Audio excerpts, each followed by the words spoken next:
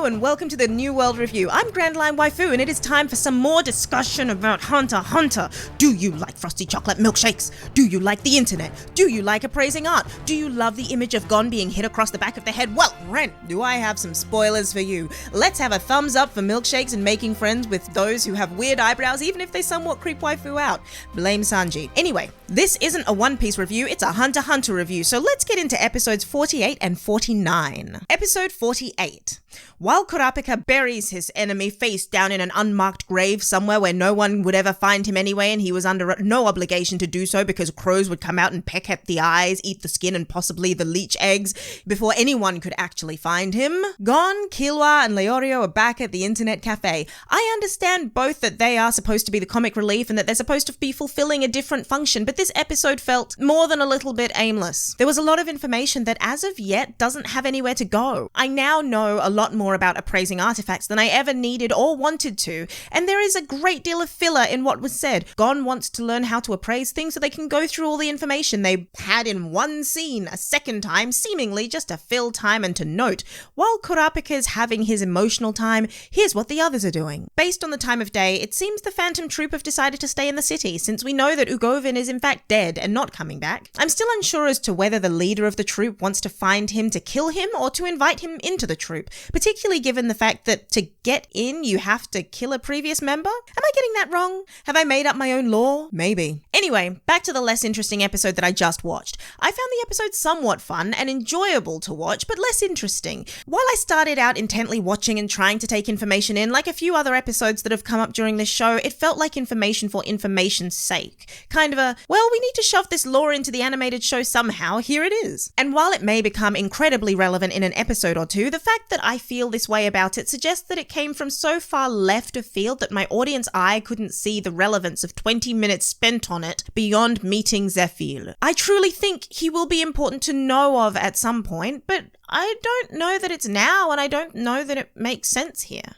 And it's conflicting though, right? Because on the one hand, why should I care about the bidding process and the searching or hunting down of artifacts to make a quick buck? But on the other, this is literally what the arc was supposed to be about. To some degree, this banality that Gon and Killua are experiencing is exactly what would have been happening if something else didn't get in the way. In this arc, they get to be, for some of it anyway, ordinary. And I suppose I really need to note that. To go from intensity to intensity would be desensitizing over time. So hey, let's learn about how to buy and sell in this world of auctioning, despite the fact that we don't have anything to sell at the moment because the Phantom Troop took it all. Which is a point of confusion for me, actually, that I've probably skimmed over somewhere. How can these three know everyone's tracking down the Phantom Troop without even vaguely considering or looking up why? Come on, Killua, you're supposed to be the intelligent one in this particular crowd. You hear information and you spent the entire Hunter exam showing you had insight and intelligence. Where is it and why aren't you using it? I mean, you didn't always have insight, but in this particular area you really should. Within the oddity of this episode, there were moments of interest that struck me. Why doesn't Leorio have more knowledge of Nen? Why is he so far behind? Is he aware that he hasn't actually finished his Hunter exam as yet? As one of my notes states, no gyo for Leorio. And Zephyr, since we left Leorio again and met another hyper-emotional character immediately. What is it with anime or manga that Liam thinks I should consume and these particular eyebrows? What is it he's trying to tell me? Do I need those eyebrows? Does he want me to draw those eyebrows on him? Does he want me to do it while he's sleeping? I guess I'll have to find out and report back. Zephyr, at first, is a very angry man. Unreasonably angry given the conversation amounted to, "My dear man, you are wrong, for there is perhaps an adhesive here." No, no, not an adhesive, but a slice cut out of it. But again, you are wrong, for the answer is that it's a perfectly normal piece of art, but with riches inside. Don't you fight me. I am the knower of arts and riches. Now give me the art that I wanted in the first place, but fought to claim for these children. Look, I'll even cut it open. And this entire exchange was absurd. And while it was great to be as bemused as Killua and Gon, particularly since we watched everything from their perspective, we were again inundated with the deep inner worlds of even more new people. I haven't learned all the people I'm supposed to be dealing with now. Why did Zephyr do this? Why did he do it? Because he could sense aura? He could sense Gon and couldn't appraise him? Does that sound a little creepy to you? I mean, people find Hisoka's schwingeling creepy, but the idea that there's a man who wanders the markets trying to appraise people for their value reminds me of the child catcher from Chitty Chitty Bang Bang. The idea that he follows them around just to appraise a preteen is very, very strange to me, even stranger than finding it arousing that the preteen shows potential as a combatant. Does anyone else find it odd in other news that Killua just keeps giving away Gon's secrets? He's just so happy to tell everyone who asks about Gon and why he's on his personal quest without disclosing anything about himself as barter fuel. It's happened a few times now, and every time it really concerns me for some reason. This was also the first time I wondered whether Gon would end up being like Hisoka down the line. He became very passionate when Zephyr downplayed his counterfeits, almost to the point of yelling, "You will do this and grow because you can and because I said so, and I am Gon the Magnificent." Gon seems to be very intent on people learning to live to their potential, and while that shouldn't surprise me, there's a bug on my wall. Does surprise me. New tone. There is now not a bug on my wall. Where? Gon seems to be very intent on people learning to live to their potential, and while that shouldn't surprise me, it does a little. What purpose does it serve Gon to have someone show that potential, and why didn't it concern Zephyr that Gon obviously doesn't care about right or wrong? Has Gon found his perfect art mate? He seems to be collecting men who show more interest in him than they should, at his age. Not in general. You know, you do you.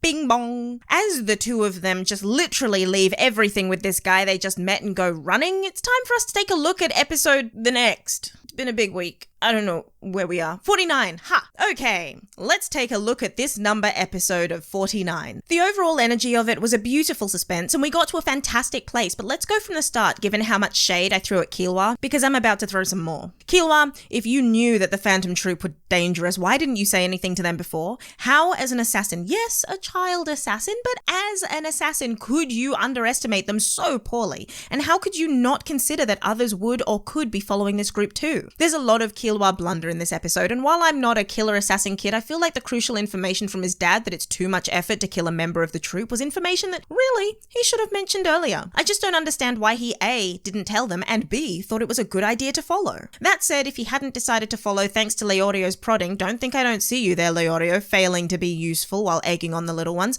You go and hide, yeah, sure. Machi's hunches against Nobunaga's logical thinking was a terrifying thing to watch, not least because it's sort of what happens in my own head, except noisier and less organized. Picture, if you will, both of these characters in my head but making a lot of noise and with the occasional Hisoka swing passing through. Sound fun? It should. Some weird stuff goes on in my head. Machi's head, though, the use of instinct is very clear and concise. Sitting at a table in the open, then wandering to another open space, they very easily caught the two kids. Except they didn't, did they? Breasticule and Sooty Boy caught them, because they were also trailing the bait to see who followed. The fact that they assume it's Kurapika or people Kurapika sent to follow is a really huge and awkward coincidence, and the reason those two doofuses are alive right now is that they don't realize it's Kurapika the troop are looking for. That they want to catch Kurapika dead or alive and have decided by the flip of a coin whether to do so is fascinating, as is the fact that Machi wants to capture him alive while Nobunaga wants him dead is interesting information to file away. Soon, however, Kurapika will be the only one left of the hitmen sent to capture or kill on behalf of the Mafia, and when he gets there, he may be somewhat surprised. Oh, can we briefly return to that restaurant and the milkshakes for a moment? Not just because Liam really likes milkshakes, but because of the concept of two Hisokas. Now can we cross-reference that with the end frame of all of the troops sitting there and waiting to meet their new kid friends? Now replace all of them with Hisoka.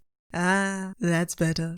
Neon's next on the hit list, likely not to be killed because her power is too useful, but maybe to be lured away from her family. I understand why Chrollo would go after her, and to be clear, that's what I got from the interaction, since it seems he told Shelnak to locate Kurapika while he dealt with the Nostrad family. Since she's desperate for a mummy, that may be easier to achieve. Melody is about to be split from Kurapika again. I do wonder whether she's okay with this, or if it's something she'll try to fight in some way. It would probably go against her needs to fight against it, and Kurapika would likely not let her, but I'm still...